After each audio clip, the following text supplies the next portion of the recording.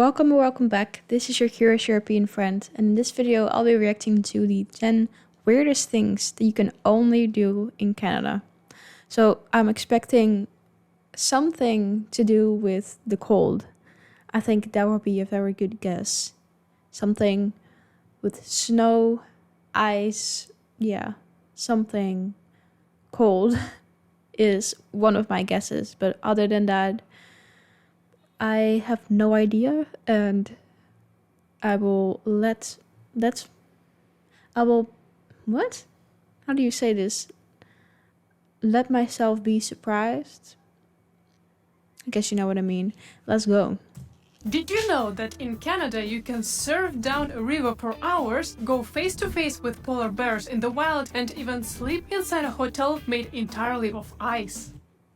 There we have it. Ice.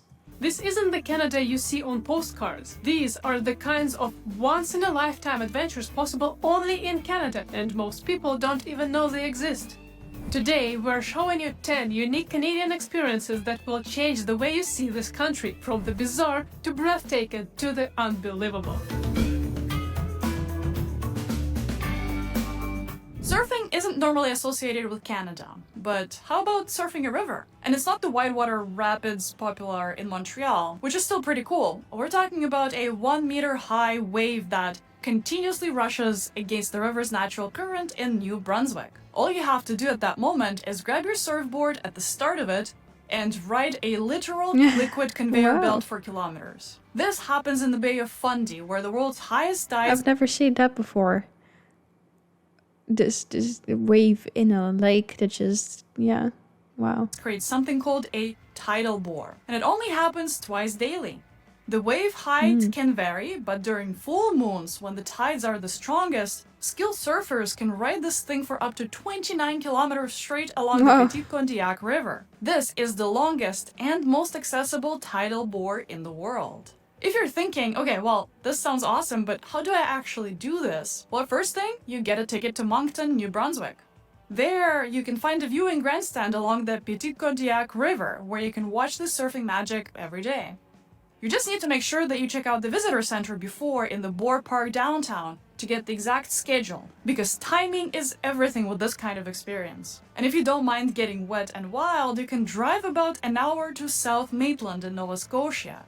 There, you can join different adventure companies for a rafting session, where they'll let you ride the boar upstream. Now, one thing is certain with that, you will get muddy, you will get soaked, but you'll absolutely love every second of it if you're into that kind of thing. The best time to go here is May through October, and the full moon periods are the best times when the highest and the strongest tides happen. As a surfer myself, I really like this, because instead of having to catch a wave for a few seconds and then having to paddle back in and out all the time, this actually keeps you going on the wave, carrying you through different landscapes. You definitely get to feel some adrenaline, and the best part is that it's 100% Canadian surfing. Yeah, I can imagine that is a quite exhilarating experience. I can't relate yet though, 'cause I don't know how to surf, but it seems amazing. Now, let's head to Churchill, Manitoba, one of the only places on Earth where you can walk on the tundra with wild polar bears. This isn't your typical zoo experience. How? And why? With wild polar bears. I think I'm good on that. Like, they prey on humans. So how do they do these tours and not get into disasters? It's very intriguing. Or watching bears from a distance. We are talking about guided walking safaris, where you're literally sharing the same walking pathway with the world's largest land predators as they stroll and wait for the Hudson Bay to freeze. Churchill's location in itself is pretty unique. The town sits at the exact spot where polar bears from across the Arctic funnel through on their way to the sea ice. Every year, from October through November, hundreds of bears gather here, and you can join specialized guides who take small tourist groups out on foot to observe them in their natural behavior. You won't be shoulder to shoulder with the bear. Like, that is very cool and interesting, but I think I would still be really on edge and anxious, because you never know. Like, Yeah, if one of them just suddenly runs to you. Bears, of course. But you may walk the same tundra landscapes the bears travel through and see resting spots, and, if you're lucky, witness behaviors such as mothers with their cubs. Those are the moments that very few people ever get to experience in the wild. Now, this experience comes with serious responsibility. These are wild animals in their natural habitat, and we are visitors in their home.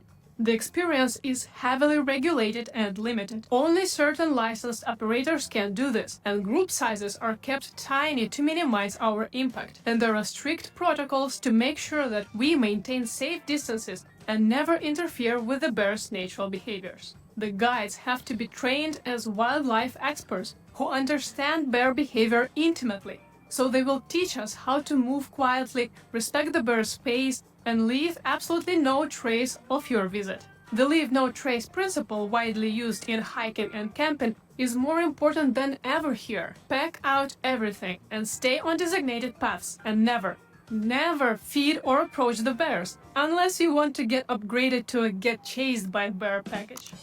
This is the most unique experience on the planet, and this privilege comes with responsibility of protecting it and ensuring that these incredible creatures can continue their ancient migration patterns undisturbed. This experience only continues to exist because we treat it with the respect and care that these magnificent animals deserve. Do you know that feeling when you lose track of time and suddenly you realize that it's way later than you thought? Now, this situation takes a whole different light when you're within or near the Arctic Circle. The Arctic Circle is the land of the midnight sun. And if you've never experienced it, it completely messes up with your brain in the most Shout out to Zara Larson. wonderful ways. Imagine reaching a mountain ridge at 1 a.m. in the morning and taking photos in golden hour light. That's the kind of light that photographers spend years chasing elsewhere. To experience that, you don't even need to get to the Arctic Circle. You can head up to Dawson City and from there head over to the breathtaking Tombstone Territorial Park. The time to experience this is late May through mid-July, depending on how far north you go. In Dawson City, for instance, you get about 30 days where the sun just doesn't set. The further up Yeah, north, that's so crazy to me. Where it just does not set. That's wild. You just always have sun, but then on the other hand, you also sometimes also always have darkness. That I think would be very difficult. But yeah, you take a bunch of vitamin D supplements and then you should be good, I guess. north in Tombstone Park you go, and you can get up to more than 50 days of continuous daylight. What happens to your brain is wild. You'll find yourself starting conversations at what should be bedtime, and suddenly realizing that you've been talking until 2 a.m. Except it looks like it's afternoon outside. Time becomes completely meaningless when every hour feels like golden hour. And then you Yeah. discover the strange freedom where you can start a canoe trip at 9 p.m. or have a dinner at 1 a.m. simply because the sun says you can. This next experience is about food, but also about so much more. It's about connecting with thousands of years of indigenous knowledge while tasting the land and the sea in their purest form.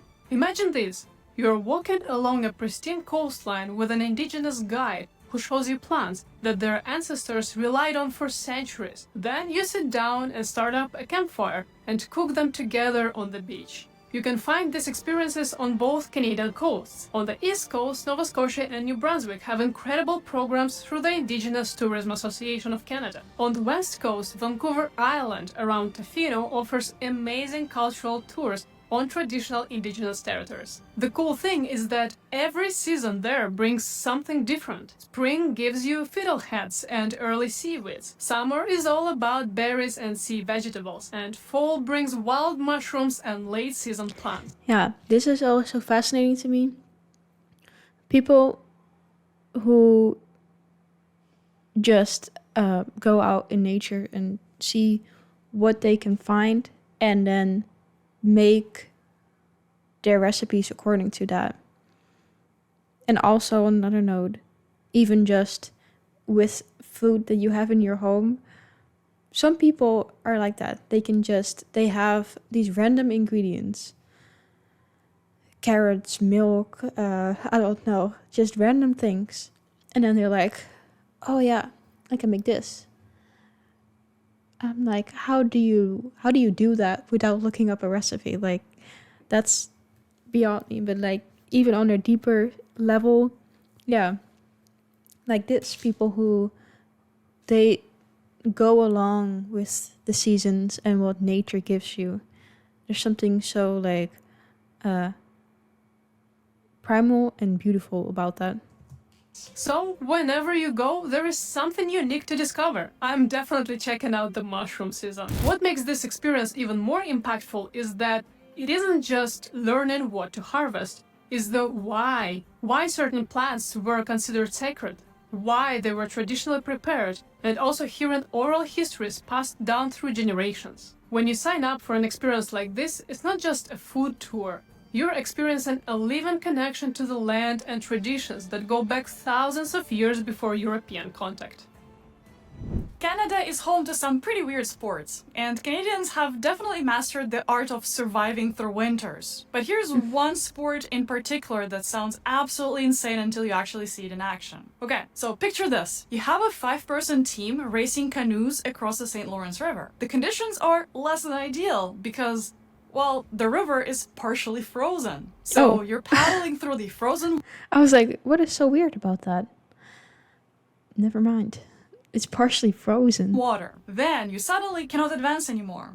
You have to jump out of your canoe and start hauling it across the icy patch on foot. Then you jump back in and paddle again. You repeat this process over and over again while racing against other teams doing the same exact crazy thing. It's like a bizarre combination of canoeing, ice climbing, and cross-country running, all rolled into a one frosty adventure. Quebec City is where you need to be for this, especially during the Winter Carnival in February. That's when ice canoeing reaches peak madness. The races happen on the St. Lawrence River between Quebec City and Lévis. And trust me, watching these athletes is both inspiring and slightly terrifying. If you're up for it, you can actually try doing it yourself during the carnival. They have beginner-friendly experiences where you won't be racing, but you'll still get to taste what it's like to haul a wooden canoe across the jagged ice while wearing multiple layers of winter gear. The season runs from late December through March, depending on the ice conditions. But February is when everything comes alive to me. Like, you guys don't let anything stop you.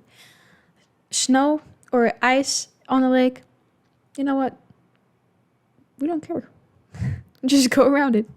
The physical challenge is intense here. One moment you have to paddle, like your life depends on it. The next one you're hauling a heavy canoe across the ice. And you do all of that while praying that you don't fall through the ice into the freezing river. All jokes aside, the level of Canadian creativity when it comes to finding ways to pass long winter days is absolutely impressive. Yeah. To me, that is true Canadian resilience in action. Every winter, just 30 minutes away from the ice canoeing site in Saint-Gabriel-de-Valcartier, something even more mind-blowing happens. There is an entire hotel made out of 30,000 tons of snow and 500 tons of ice. You get iced everything: ice walls, ice beds, and ice chapel, where real weddings take place. It's like stepping into a real-life fairy tale, except you'll also have to sleep in it. The hotel operates from early January through late March, and every year they rebuild it with completely new themes and designs. Room temperature hovers around -5 degrees Celsius, but there is a mandatory attribute. You'll have to get wrapped into specialized thermal sleeping bags on beds lined with deer pelts. People say it's actually very cozy. The ice wall... Yeah, like I've talked about this before, that this is something that I want to do.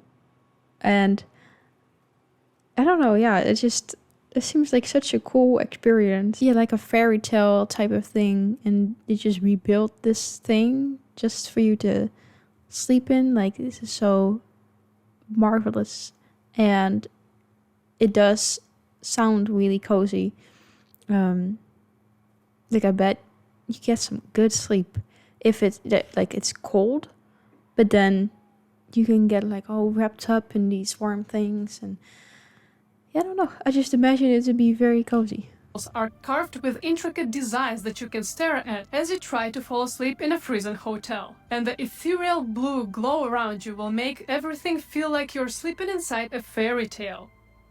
The Yeah. morning ritual is something else. You wake up surrounded by ice walls, and then you head to the warming huts for hot chocolate and warm pastries. The Oh my god. Yeah. No, they definitely got me. I want that. ice bar is apparently legendary too. Everything from your glass to the table you're sitting at is carved from ice. And if suddenly you feel like you want to warm up, there's also a spa with Finnish sauna, hot tubs, steam baths, and indoor pool available. That's where I would spend most of the time. Nowhere else in the North America can you book a hotel room that literally melts away come spring. And that's an experience that you will never forget. Imagine that you're kayaking in the wild Vancouver Island, and suddenly you feel the whoosh of a killer whale just meters from your kayak. The massive black fin cuts through the water as a family of orcas swims curiously around you. Their intelligent eyes study you as much as you're watching them. This isn't your common distance sighting from a whale-watching boat that are so popular on both Pacific and Atlantic coasts. This is an intimate and oftentimes vulnerable encounter where whales are the boss. The waters around Vancouver Island, especially around Telegraph Cove, Alert Bay, and Campbell River, offer some of the world's most reliable orca encounters. These resident pods follow salmon runs, so your best bet is July and August when the salmon are thick and the orcas are hungry. Companies that specialize in respectful wildlife viewing will take you out in small groups, so it won't be a one-on-one private date with a whale. What we've heard everyone say is that the difference between this and a typical whale-watching boat is completely different, like night and day. Engine-free kayaking means that you can actually hear their breathing, you can hear their clicks, and feel their splash as they Yeah, that's crazy. I didn't know that you could do this. Like, I didn't even know that this existed anywhere. beach. Humpback whales, sea lions, dolphins, and bald eagles often join this show, creating a wildlife spectacle that very few places on Earth can match. The season runs May through October, but those peak summer months are when you're almost guaranteed encounters. With this experience, you're not just observing nature from a distance, you're actually temporarily joining it. You're sharing the same water space with some of the planet's most intelligent creatures. Newfoundland isn't just the iceberg alley. It's one of the few places on Earth where you can actually watch and hear icebergs crack and collapse into the ocean right in front of you. These huge chunks of ice come from glaciers from Greenland that have been traveling south for up to 2 years, Wow. carrying ice that's thousands of years old. You probably know that one of Newfoundland-born icebergs have encountered Titanic back in the day. The sound of icebergs cracking is unforgettable. It's deep, thunderous crack I've never seen this before. That's crazy. that's followed by the roar of ice and water as these house-sized chunks of ice fall into the sea. Locals lovingly call the smaller pieces bergy bits. But in terms of icebergs, the small chunks can still be the size of a car. Trinity Bay, St. Anthony, Twillingate, and the Bona Vista Peninsula will give you the front row seats to this ancient, ever-evolving drama. Late May through early July is peak iceberg season, though you can still spot them from April through September. The best viewing happens after strong offshore winds break up sea ice, and this allows the icebergs to drift closer to shore. Many icebergs ground themselves in shallow bays, so you can watch this geological theater from the That looks so beautiful. Like, I almost wouldn't want them to dissipate. comfort of the shoreline. Watching these ancient giants collapse connects you to something timeless. This iceberg began its journey centuries ago as snowflakes falling down on Greenland's peaks. Yeah. And this sighting is the final chapter of a story written in ice and time.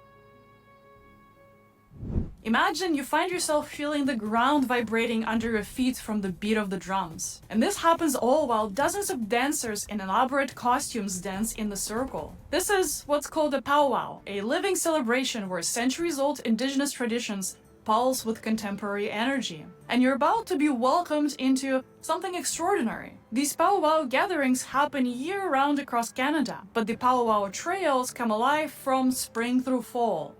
Summer brings the massive celebrations like the Manito Abi Festival in Winnipeg, or the Calgary Stampede Indian Village, or the countless First Nations community powwows scattered across the prairies. Every province hosts these celebrations, so you can check out the powwowtimes.ca to find the one near you if you want to check it out. What makes this experience truly transformative and unique is how you're welcomed. Many powwows don't just invite non-indigenous visitors to watch, they actually invite you to participate in friendship dances. They ask you questions, they have conversations, and they help you learn something new. When you're at these types of the events, you're not just stuck at the sidelines as an audience, you're actually being drawn into the circle of celebration, connecting with indigenous communities and tradition. Yeah, these things are always so interesting to me because I'm just very interested in like cultures and how different cultures experience life and what their traditions and rituals are. Probably also because I studied tourism management and we learned about that a little bit as well. But yeah, I feel like there's so much to learn across cultures and also like looking at different cultures and maybe seeing what also some common themes are is also very interesting to me. But also their differences and how they approach life and nature and stuff like that. So yeah, that's something I would be interested in as well. And I think my mom would really love to see this as well. Everybody who's attended this event says that the energy is absolutely infectious and the hospitality is ultimately authentic and Something. Okay. genuine. Plus, they say that the fry bread alone is apparently worth the trip. So let me know if you've tried it, because I definitely want to try one. There's nothing more pure and sweetly Canadian than the true spring maple experience. And here's how this needs to happen. First, you have to be at a sugar shack in late winter, being surrounded by snow-covered maple trees in a must. Then you watch sap being boiled down into liquid gold. And then the magic moment comes. Fresh, hot maple syrup gets poured directly onto clean, sparkling snow. It instantly freezes, turning into a chewy, sticky maple taffy.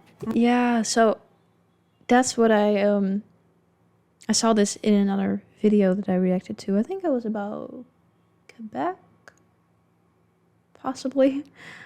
But yeah, the woman was eating this in the video, and I was like, wait, they pour maple syrup on ice and then make it like into an ice cream? Like that's so genius. Rolled up on a popsicle stick. This is one more thing in the long list of things Canadians come up with to survive winter and celebrate the signs that it's coming to an end. This is Terre d'Érable, and you truly cannot experience this outside maple country. Quebec's Beauce region and eastern townships offer the most authentic sugar shack experiences, though Ontario's Muskoka region and parts of New Brunswick also host traditional sugaring operations during sugar season. Sugar shacks are filled with farm tours, traditional music, and brunch food where everything is covered in maple syrup. Literally everything. Bacon, potatoes, beans, you name it. That sounds really good, actually. Bacon with maple. I feel like maple, it is kind of an acquired taste. Like, I've only tried it for the first time, like, maybe 2 years ago or something, because it's not a big thing in the Netherlands. At least it wasn't, like, at all years ago, and now we have it in supermarkets. I don't know when actually we started having it in supermarkets. I don't know if it already was there and I just didn't know, but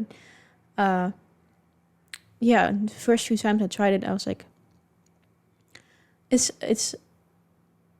an acquired taste. Like, I had to get used to it, and now I do really like it. So I feel like maple on bacon would be a really nice thing that I need to try.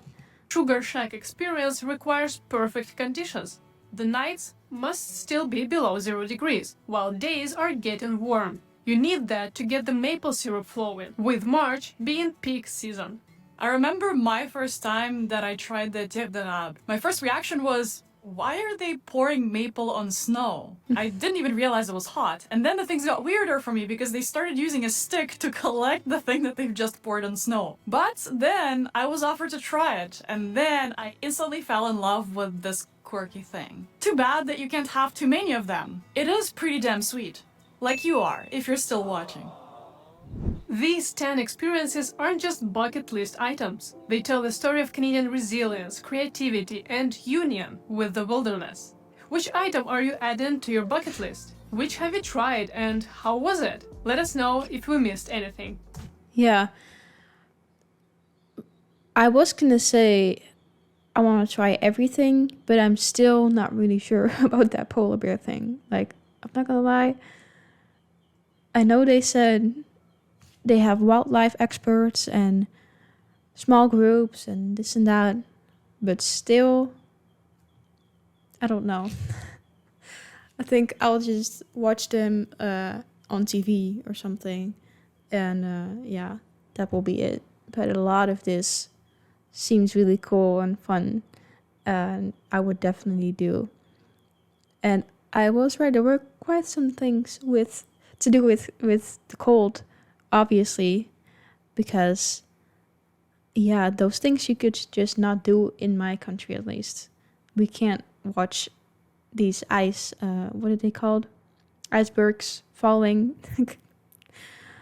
That's not a thing. So yeah, it's very interesting to see all these different and unique things that you can do in Canada. Let me know if there's other things as well that you thought of that maybe weren't in this list, and what you personally have done or still want to do. And I hope to see you in my next video very, very soon.